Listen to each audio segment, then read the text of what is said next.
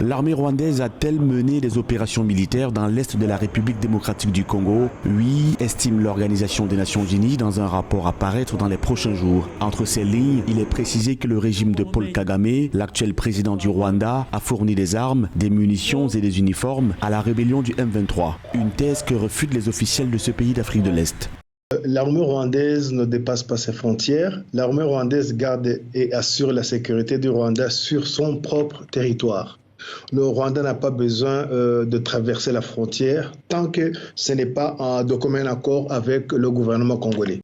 Pour étayer leurs conclusions, les experts de l'ONU mettent en évidence des photos et des vidéos de combattants du M23 portant des gilets pare-balles et de l'équipement militaire neuf. Des images de drones montrent également la circulation d'artillerie, de munitions et de nouvelles recrues contrôlées par le M23 aux frontières avec le Rwanda et l'Ouganda. En juin 2022, par exemple, une caisse de fusil lance-grenades chinois, connue pour être utilisée par les forces de défense rwandaises, précise le rapport, a été retrouvée sur une colline d'où opéraient des soldats rwandais, alors que cet outil ne fait pas partie de l'arsenal connu par les FARDC, les forces armées congolaises.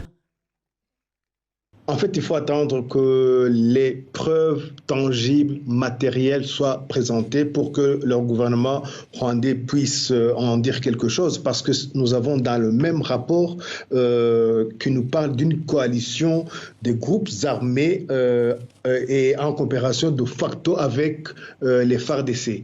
On nous parle des FARDC et des réunions qui ont eu lieu avec les groupes armés, et notamment les FDLR. Donc aujourd'hui, il faut faire attention parce que ce groupe nous parle du M23 et des FDLR. Malheureusement, au niveau de la presse, que ce soit nationale et internationale, on a choisi de ne parler que du M23.